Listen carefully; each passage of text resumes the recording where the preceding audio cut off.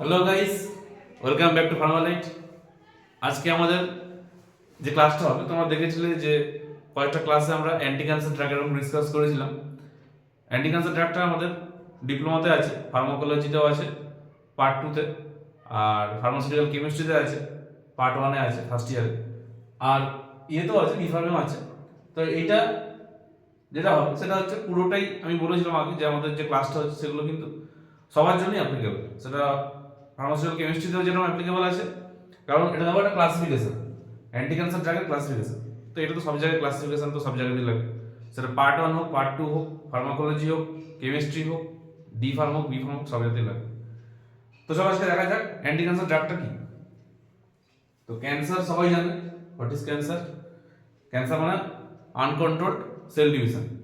মানে আমরা যখন ছোট থাকি, একটা বাচ্চা যখন ছোট থাকে জন্মায়, তখন তার শরীরে যে কটা সেল থাকে, আমরা যখন যত বড় হই তাহলে সেলটা কি আস্তে আস্তে বাড়তে থাকে।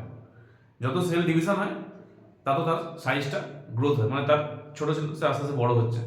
তো এইভাবে তার মানুষের গ্রোথ হয়, প্রত্যেকটা মানুষেরই তাই, শুধু মানুষ না, একটা কুকুর, গরু, ছাগল, বিড়াল সবারই তাই একই জিনিস। সে যখন ছোট থাকে তার সেল কম থাকে, আস্তে আস্তে শরীরে সেল বাড়তে থাকে, সেল ডিভিশন হয়, আস্তে আস্তে সেল বাড়ে আর তারও গ্রোথ হয়। এবারে ক্যান্সারটা কখন হয়? ধরো যখন কোনো আনকন্ট্রোল সেল ডিভিশন হয়, মানে যতটা সেল দরকার আছে, মানে গ্রোথ হওয়া দরকার, যতটা ডিভিশন হওয়া দরকার, তার থেকে যদি বেশি ডিভিশন হয়ে যায় বা সেলটা যদি ডিভিশনটা অনেক মারাত্মকভাবে বেড়ে যায়, তখনই হচ্ছে আনকন্ট্রোল সেল ডিভিশন থেকেই আমাদের টিউমার তৈরি হয়, টিউমার থেকেই আমাদের ক্যান্সার হয় আর কি জিনিসটা। তো এইগুলো ডিসকাস মোটামুটি তোমরা জানো, মোটামুটি সবাই আগে থেকেই পড়েছো। আজকে আমাদের যেটা হবে সেটা হচ্ছে ক্লাসিফিকেশন, অ্যান্টি ক্যান্সার ড্রাগের ক্লাসিফিকেশন। আচ্ছা, অ্যান্টি ক্যান্সার কেন বলছে? কারণ ক্যান্সারকে ট্রিট করে বা ক্যান্সারকে ঠিক করে যে সমস্ত ড্রাগগুলো, ক্যান্সারের উপরে কাজ করে যে সমস্ত ড্রাগগুলো, মানে ওই যে সেল ডিভিশনটা হচ্ছে আনকন্ট্রোল সেল ডিভিশন, মানে শরীরের যে সেল ডিভিশনটা আমাদের বেড়ে গেছে, যে সেলটা অত্যাধিক পরিমাণে বাড়ছে, ডিভিশন হচ্ছে, সেইটাকে কমানোর জন্য বা ক্যান্সারটাকে স্টপ করার জন্য বা টিউমারকে বন্ধ করার জন্য যে সমস্ত ড্রাগগুলো আমরা ইউজ করি, that is called the anti cancer drug. এবার ওর মধ্যে একটা আছে cytotoxic drug, anti cancer drug, cytotoxic drug সেমই জিনিস। এবারে সাইটোটক্সিক ড্রাগের মধ্যে যে মেন ক্লাসিফিকেশন, এখানে অনেকটা বড় একটা দেওয়া রয়েছে, এইটা কিন্তু শুধুমাত্র এইটুকু ডিভিশন বললে আমাদের হবে না, এটা একটা ক্লাসিফিকেশন, ঠিক আছে। এটা ধরো আমি 1 নম্বর লেখা যেতে পারি, এরপরে একটা দেখাচ্ছি 2 নম্বর, এটা 1 নম্বর। মানে অ্যান্টি ক্যান্সার ড্রাগের ক্লাসিফিকেশনটা বিশাল বড় হয়, ঠিক আছে। 5 মার্কস যদি আসে তো তোমরা যদি দুটো লিখতে পারো তাহলে খুব ভালো। এটা একটা হচ্ছে 1 নম্বর, এর পরেরটা 2 নম্বর দেখাবো। তো আগে 1 নম্বর দেখো, 1 নম্বরে যেটা বলছে অ্যালকাইলেটিং এজেন্টস, এর যে ফার্স্ট ক্লাসিফিকেশন সাইটোটক্সিক ড্রাগ বা অ্যান্টি ক্যান্সার ড্রাগ, সেটা হচ্ছে অ্যালকাইলেটিং এজেন্টস, এরপর হচ্ছে platinum coordination complexes, anti metabolites, ঠিক আছে। এবার অ্যালকাইলেটিং এজেন্টস এর মধ্যে অনেকগুলো ভাগ আছে, মানে এইটা একটা সাব ডিভিশন, এটা একটা ডিভিশন, এর আবার সাব ডিভিশন আছে। যেমন এইটার সাব ডিভিশন কি, নাইট্রোজেন মাস্টার্স। নাইট্রোজেন মাস্টার্স মানে নাইট্রোজেন থাকবে, নাইট্রোজেন প্রেজেন্ট থাকবে। তো নাইট্রোজেন মাস্টার্স হচ্ছে এমন একটা ক্লাসিফিকেশন যার মধ্যে আছে এই 4টি ড্রাগ, আরো হয় বেসিক্যালি এই 4টে 5টা, এগুলি হচ্ছে মেন আর কি। তো কি কি 4টে আছে? নাইট্রোজেন মাস্টার্স এর মধ্যে যে সমস্ত ড্রাগগুলো ইউজ করা হয়, এইটা কিন্তু বাবা বলছে এটা হচ্ছে একটা class, this is a class, এটা হচ্ছে একটা ক্লাস, আর এখানে এগুলো হচ্ছে স্টুডেন্টস, এরা হচ্ছে স্টুডেন্ট, মানে এটা হচ্ছে ড্রাগ আর কি। এই ড্রাগগুলো আমরা ইউজ করি। কি কি ড্রাগ আছে? মেক্লোরিথামাইন আছে, সাইক্লোফসফামাইড, ক্লোরামবুসিল, মেলফালান। নামগুলো কিন্তু একটু বড় সড়ো আছে, নামগুলো ভালো করে মুখস্থ করতে হবে, নাহলে কিন্তু পরীক্ষায় গুলিয়ে যাওয়ার চান্স আছে। তাই নাইট্রোজেন মাস্টার্স হচ্ছে আমাদের একটা ডিভিশন, তার মধ্যে এই 4টে ড্রাগ আমাদের পড়ছে। এবার এই অ্যালকাইলেটিং এজেন্টসের মধ্যে নাইট্রোজেন মাস্টার ছাড়া আরো কি কি আছে আমি নিচে প্যারা করেছি জায়গা নিয়ে, তোমরা কিন্তু এটাকে অন্যভাবে করে লিখতে পারো, ঠিক আছে। এটা হচ্ছে এ নম্বর, মানে এটা 1 নম্বর নাইট্রোজেন মাস্টার্স, মানে এটা একটা ক্লাস, ধরো এটা ক্লাস 7 এর ক্লাস। এরপর একটা আছে ধরো এটা ক্লাস 8 এর ক্লাস, এটা ক্লাস 9, এটা ক্লাস 10, এটা ক্লাস 11, এটা ক্লাস 12, এরকম ক্লাসগুলো আছে।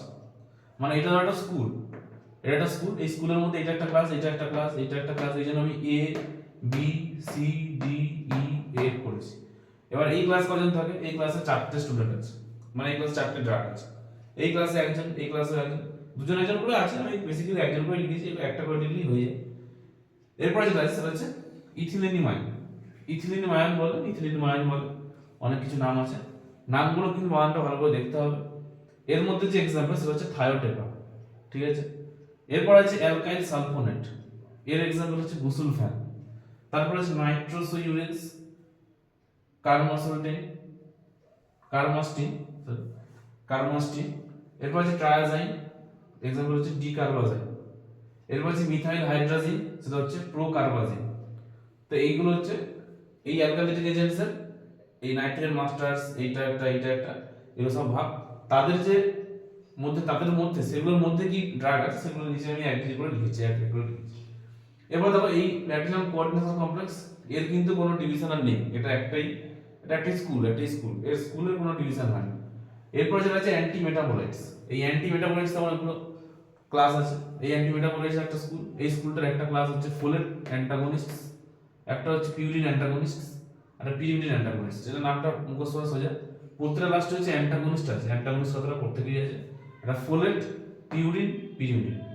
এবার এই ফোলেট অ্যান্টাগনিস্টের ভাগ হচ্ছে মেথোট্রিক্সেট, প্রিমিট্রিক্সেট। ঠিক আছে, বানান যদি দুটো কঠিন লাগে একটা লিখতে পারো, অসুবিধা নেই।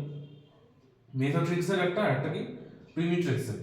এখানে আছে কি 6 মার্ক্যাপ্টোইউরিন, 6 থায়োগুয়ানিন, অ্যাজাথায়োপ্রিন। ঠিক আছে, এরপরে যেটা আছে পিউরিন অ্যান্টাগনিস্ট আছে 5 ফ্লুওরোইউরাসিল, 2 নম্বর হচ্ছে সাইটারামিন। ঠিক আছে, এই গেল আমাদের সাইটোটক্সিক ড্রাগ। এক নম্বর কেন লিখেছি, কারণ আমি বারবার বললাম যে এর আর একটা ক্লাসিফিকেশন 2 নম্বর, তাহলে এটা হচ্ছে আমাদের 1 নম্বর, ভালো করে মুখস্থ করতে হবে। এর পরেরটা আছে 2 নম্বর, 2 নম্বর তোমরা দেখো। এরপর আমাদের যেটা আছে সেটা হচ্ছে আমি যেটা বললাম একটু আগে, সাইটোটক্সিক ড্রাগ আমাদের 1 নম্বরটা হলো। এবার সাইটোটক্সিক ড্রাগের 2 নম্বর মানে পার্ট 2, এটা একটা ক্লাসিফিকেশন। তো তোমাদের যদি 5 নম্বরের কোশ্চেন আসে, 5 মার্কসের বড় কোশ্চেন বা 3 মার্কসের, যদি তোমরা সাইটোটক্সিক ড্রাগস 1 এর যে ক্লাসিফিকেশন আর 2 এর ক্লাসিফিকেশন যদি পুরো লিখতে পারো তাহলে কিন্তু খুব ভালো নাম্বার পাবে।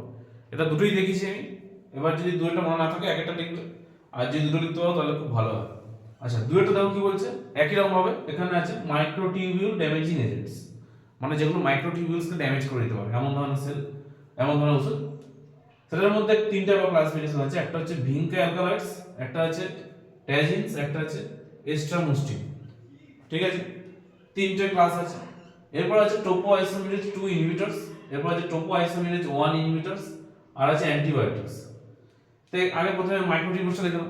মাইক্রোটিউবিউল ড্যামেজিং এজেন্ট মানে মাইক্রোটিউবিউলকে ড্যামেজ করতে পারে এমন ধরনের এজেন্ট, সেগুলো কি? প্রথমে আছে ভিনকা অ্যালকালয়েডস। এই যে ভিনকা অ্যালকালয়েডস, এটা বেসিক্যালি কিন্তু আমাদের গাছ থেকে পাওয়া যায়। তোমরা দেখবে আগেও ক্লাস 9 থেকে পড়েছো, ভিনক্রিস্টিন, ভিনব্লাস্টিন নয়নতারা গাছ থেকে পাওয়া যায়, নয়নতারা একটা উপকার বলা হয়। তো ভিনকা অ্যালকালয়েডস বেসিক্যালি আমাদের নয়নতারা যে গাছ হয়, নয়নতারা ফুলের গাছ, সেখান থেকে আমরা পাই।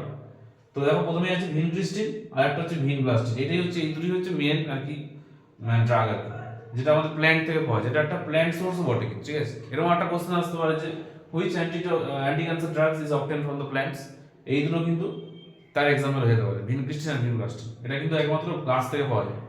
এরপর আছে কি ট্যাজিনস, তার মধ্যে হচ্ছে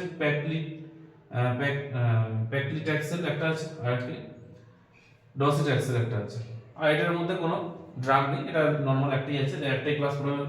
এরপর যেটা আছে সেটা হচ্ছে আমাদের টোপোআইসোমেরেজ 2 ইনহিবিটরস।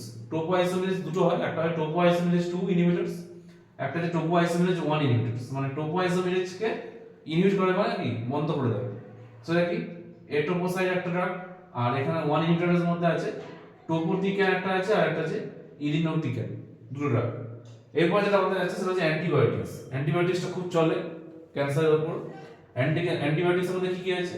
অ্যাক্টিনোমাইসিন ডি, ডক্সোরুবিসিন, ড্যানোরুবিসিন, আর মাইটোমাইসিন সি, আরো হয় আমি লিখিনি। মোটামুটি 3-4টা লিখলেই তোমাদের মুখস্থ সুবিধা হবে। ঠিক আছে, হয়তো 5 ছাত্র মুখস্থ করলে হয়তো একটা মনে থাকবে না, সেটা কিন্তু অসুবিধা। তাহলে তার থেকে মঞ্চ আমার 3টে যদি মুখস্থ থাকে, 3টে যদি লিখতে হবে তাহলে কিন্তু অনেকটা বেশি ভালো। তাহলে আমাদের সাইটোটক্সিক ড্রাগের উপর যে ক্লাসিফিকেশন ছিল মানে অ্যান্টি ক্যান্সার ড্রাগের ক্লাসিফিকেশন শেষ। তো এই ক্লাসিফিকেশন কিন্তু ভালো করে পড়বে, আর ক্লাসিফিকেশনের উপর থেকেও কিন্তু অনেক কোশ্চেন আছে, শর্ট কোশ্চেন। মানে ধরো টোপোআইসোমেরেজ 2 এর ইনহিবিটর যেটা আছে তার এক্সাম্পল লিখতে দিতে পারে, বা অ্যান্টিবায়োটিক্স এই এক্সাম্পল লিখতে দিতে পারে, মানে বলতে পারে যে which antibiotics R applied in anti cancer drug. তাহলে এগুলো আমাদের তার মধ্যে কোশ্চেন হয়ে যাবে আর আমাদের ক্লাসিফিকেশন হয়ে যাচ্ছে। তো আজকে আমাদের শেষ করলাম, ভিডিওটা ভালো করে দেখো। অ্যান্টি ক্যান্সার ড্রাগের যে ক্লাসিফিকেশন সেটা পুরোটাই সলভ হয়ে গেছে। আজকে মতন গুড নাইট।